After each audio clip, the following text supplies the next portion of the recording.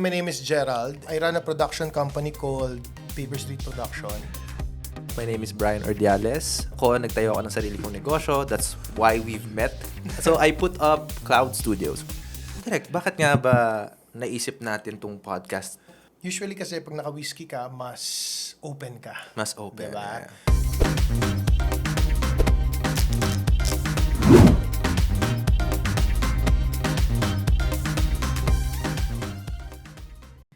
Hi everyone, and welcome back to Life Over Whiskey Podcast. Season 2, Episode 2 na tayo. Hello, hello. Welcome, welcome.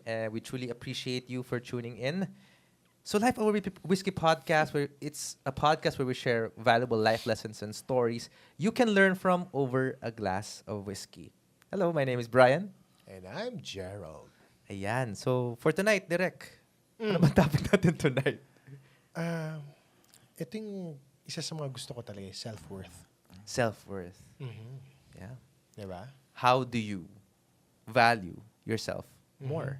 Are you asking me? Pwede din. Pero direct, meron tayong guest pa rin. Andito pa rin ating special guest, Real Talk Darbs. Sige. Up Yo! in this house, What's up? Real Talk Darbs. What's up, guys? Thank you very much. Parang, like, Gagawin ba natin suki ito? May sariling long channel time, to eh. long time. Diba? Diba? Sariling podcast na Oo, may mainstay na to eh. No? Diba? But Real Talk Darbs, the reason why we invited you again Yes. on this episode Uh-huh. is because you're one of the people na alam ko who truly values yourself, what you do, above anything else. And one of your mantra is self-worth Since since day day one. Una dapat self-love. Exactly. Pero Darbs, Ah. for people who doesn't know you yet, no, can you share muna your journey to self-worth? Ah. Kasi it hasn't been this way, For sure. right? From the very beginning. So, when you were starting, diba, your journey, Yes. how was it? So, for those of you guys who don't know me, my name is Real Talk Darbs. I am a content creator and I produce videos about life, love, relationship. And sometimes, motivation na din. And Yeah. it hasn't always been like this. And part of the reason, majority of the reason why I was able to talk about love and talk about relationship so effectively is because I got hurt so bad before. Oh, Ay, juicy. Maraming beses akong naloko. And since the topic for tonight is self-love, self-worth, that was actually my, let's just say, weapon Okay. for me not to get hurt and be miserable ever again.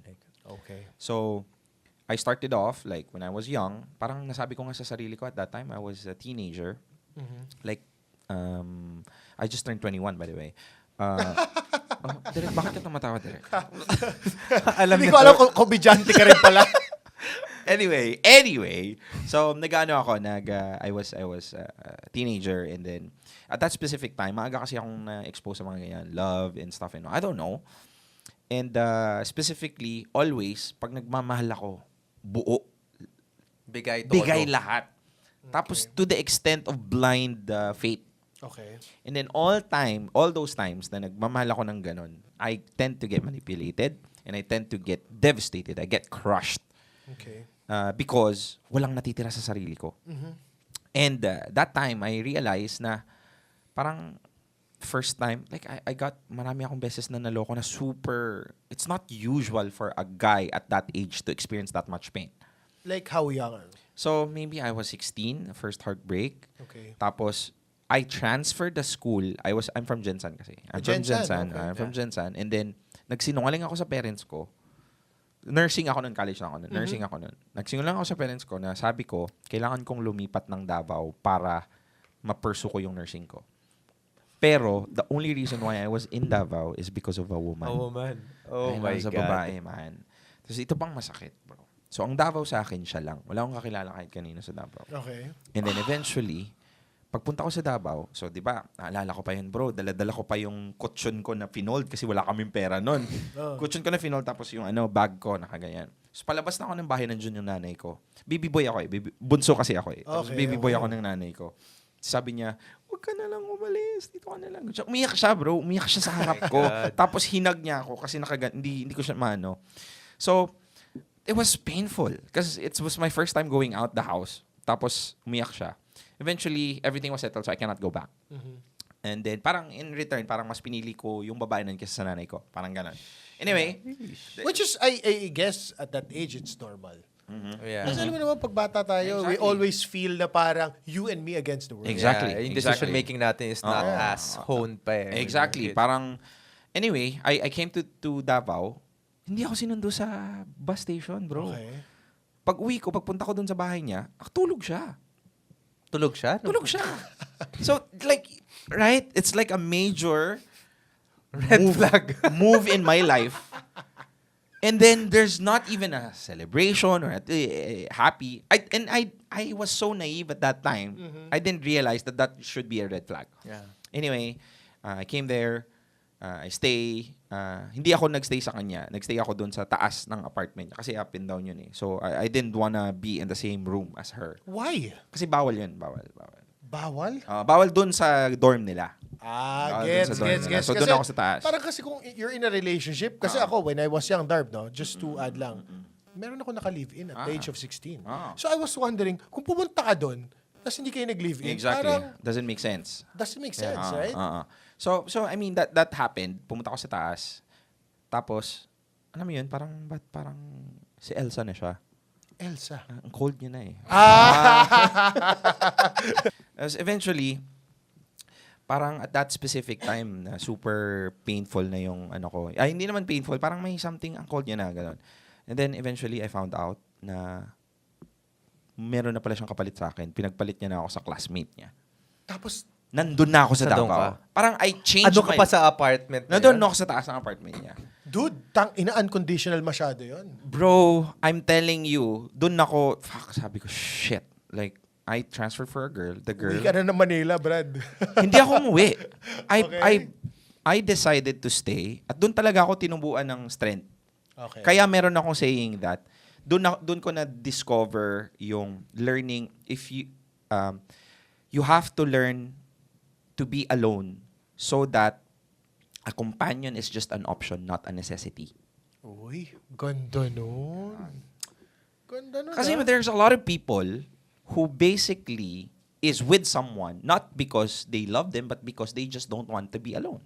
Hindi lang sila umaalis sa ganong klase.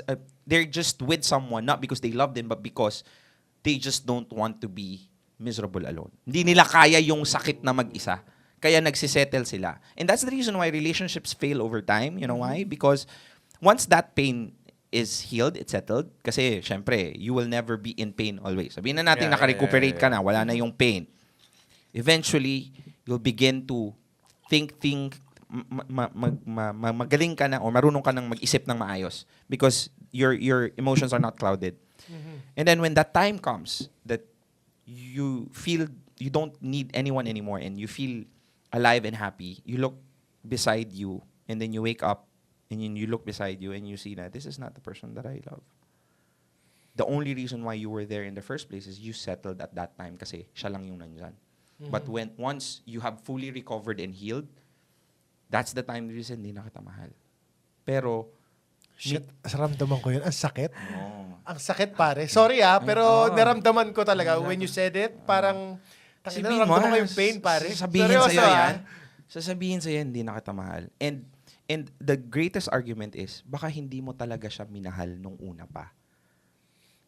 Hindi mo Isn't that kailangan mo your lang defense mechanism only? Na? Na parang, okay, mina-mindset mo na hindi talaga kita mahal. But in reality, parang at some point minahal mo talaga siya. But you have to think of that para lang to cope up with that situation.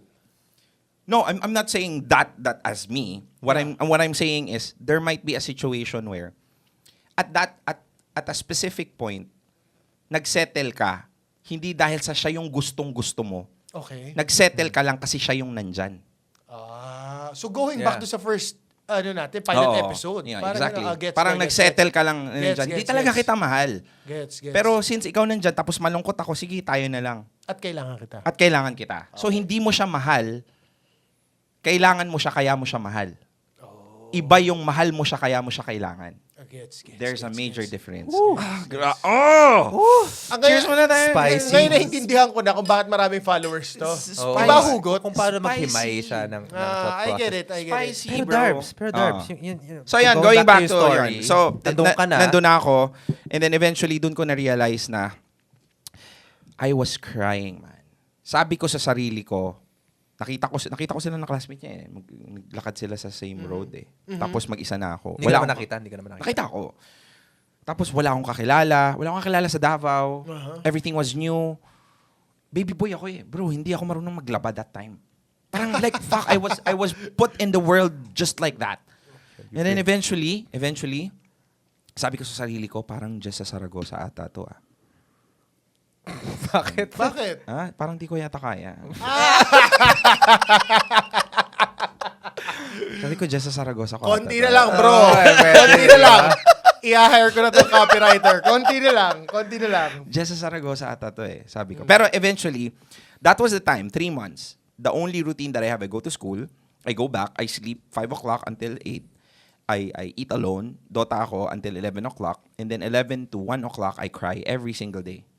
I cry every single day. Wala akong kausap, by the way. Mag-isa lang ako doon. I didn't have any. Doon ako nakadevelop. When you say you're crying, ang tanong ko, do you cry like a baby or cry na naluluha ka lang? Sobbing lang. Ganun. Gusto ko yung may example eh. Okay. I had to know eh. I had to visualize it. Siguro, mga first week, crying like a baby. So eventually, parang... I can't imagine, bro. I can't imagine. Baka ganun ako. Tapos nagbo-bowling pa. Ay, wala palang ano. And anyway, so ganun. And eventually, doon ako nakadevelop talaga ng strength na if I was able to get past that, by the way. Okay. And ang na-realize ko is that maybe that person is just a redirection. Kasi when I transferred to Davao, that's when everything changes. I'm an OFW in Dubai. Hindi ako nahirapan masyado in terms of homesickness because I was trained to be alone for 3 years on my own. 3 taong ka sa Davao? 3 taon ako sa Davao. 3 years ako sa Davao mag-isa. And doon ako natubuan ng responsibilidad. Because at that specific time, I'm a nursing student eh. I could just like, walang nagsasabi sa akin na pumasok ka. Walang nagsasabi I could just like take my tuition fee and I don't know, play Dota every day. But I didn't. Parang the more freedom I was given, the more I became responsible. Okay. And excel ako sa class. Not like when I was at my home, I was so super lenient ako. So I realized na maybe she's just the reason why I was here. And that there's a lot of reasons or there's a lot of realizations. So, just like those people who's watching now, that pain was there not just to hurt you, but to make you strong and for you to learn. Yeah. You have to learn how to turn that pain into power. Yeah, and maybe you needed that pain. I needed that pain.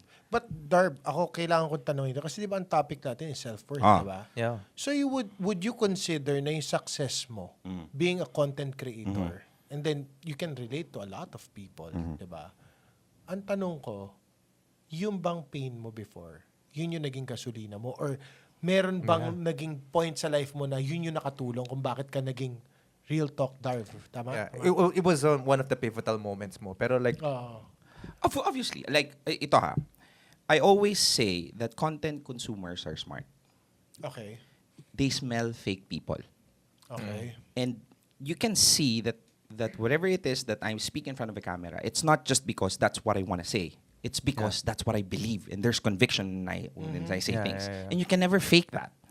You can never fake that. And the reason why I have so many insights, the ins and outs of relationships, self-love stuff, is because of those moments where I thought those times it was useless. Okay. But it was actually preparing me for a specific... Bro, I'm so happy.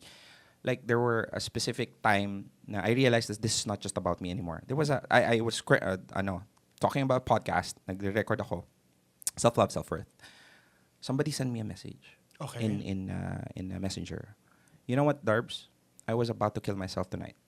Seryoso? Yes, bro. Tapos, whiskey. Nag-whiskey na siya. And then, there's already a gun. Tapos, iubusin niya na yung whiskey and she's gonna end it all. So, girl. A girl. It's a girl. Okay. And then eventually, sabi niya, like, while having whiskey, parang ang awkward naman na inom ka lang. So, follow siya sa akin. So, she played one of my podcasts. And then, nagkataon na yung podcast na yun is about loving yourself. Okay. It's self-love, self-worth, that you deserve to be taken care of, you deserve to not to be an option, and why would you settle for someone? Parang, the greatest revenge is to love yourself. Parang ganun. Correct. And then eventually, she said na parang that was a pivotal moment in her life that she didn't blew her head at that specific time. And mind you, that's just one of many messages that I received. Now, I'm not saying this to tell you that whatever it is that I do as a Real Talk Darbs is very great. What I'm trying to say is that my pain is now someone else's survival guide. Oh, wow. Galing. Uy, nakaka-move yung hinirit mo, ha? Hindi, totoo, bro. I mean, parang galing lang, ha? Tama siya. Yeah. Tama siya. And I think everybody of us, lahat tayo, is going through something, and maybe, just maybe, God was trying to let us process that, find a way out of that specific situation, kasi maraming tao who would go through the same situation and would be able to get something out of your experience. And that's what I did. Diba? Like imagine before, there were a lot of guys who eat a mushroom and died because of the wrong mushroom. And thank God that there's those people who died and somebody wrote about it that we know that we're not supposed to eat this mushroom. Yeah. So that's basically what I'm trying to say. Na. My greatest realization on those painful moments in my life when it comes to relationship is basically being able to learn how to love yourself first. Self-love, self-worth, your value. Pero bro, before kita tanungin, Bri, no, about self-worth, may gusto akong tanong kay Darb na meron ka bang regret dun sa mga experiences mo? Yung pain. I mean, kasi there are some people, like some of my friends, yung super close friends ko, sometimes sasabihin lang, Jay, if I can just rewrite my story, I wouldn't do a certain thing. Diba? Uh-huh. Kasi ako, if you would ask me, I would always say na everything that I did in my life, I was 100%. Yeah. Regardless if it's painful or not, Uh-huh. I did it 100%. So, with you, Darb, ang tanong ko, real talk lang, meron ka bang regret o wala? Okay, sige. There are a lot of regrets. And ito majority of the reason why I'm here is because of my past. Okay. And past in a sense that those pain that was given to me, I turned it into power, and that's the reason why ang dami kong pwedeng sabihin. Okay. And I'm so happy. But the things that I was not proud of is that I used that pain as an excuse to hurt others too. Ooh. Bro, Yeah. and this is So not the first time. I like that. Gusto ko yung honesty. Kasi, Yeah. I Bro, mean, hindi- it takes a man to say those things. Hindi ko to first time sinabi na most people are going to me because of love advices and stuff and all. And I'm telling you, the reason why I'm capable of saying that is because I was once a cheater. I basically hurt a lot of women. May men ba? Wala. Thank God.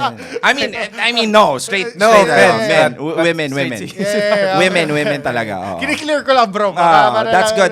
Kasi baka may umaasa dyan na women lang ang ano. Yeah. But what I'm trying to say is that, yun nga, na it's not an excuse for me to do that, but I got hurt and I've hurt in return. Hurt people hurts people. And those are the things na sana hindi ko ginawa. There's a lot of women that are super worth it and doesn't deserve to have that kind of parang hindi naman na sinaklan and stuff and all. It's just that being unfaithful, parang ganun. Yeah. And that's something na I wish I was able to not do kasi I have transferred that trauma to her. Yeah. And that's something na I never take back. Mm, You should and be I should careful be a as well. breaker of that. Yeah. So, but at the end of the day, it is what it is. That's the reason why I say this. Kasi I think that's the reason why people follow me. Because they know that I'm not just saying things for the sake of saying. Because when I say things, that's what I feel. And I'm not scared for you. Like, isipin mo, sinabi ko yun sa vlog ko, I should be cancelled. But I was not. And that's how authenticity really works in this kind of game. Na I don't want to be on the defense and like tell you na I'm Lahat perfect. positive lang. Oo. Oh, tama. Dapat may negative. Oh, exactly. And I don't want to be the person you think na na Perfect. I'm not, man. I'm a work in progress, and I want to tell that to you. And that's the reason why maybe there's a lot of people who can relate. That there might be times where we're great, but there are moments in our life that we're not. And that's why I'm here to tell you na yun yung regrets ko. Like, So, ang question ko sa'yo bago ako mag-move on kay Brian is that, so babalik tayo sa self-worth. So, in a short sentence, paano mo minamahal yung sarili mo? Paano mo nalalaman yung value mo as a person?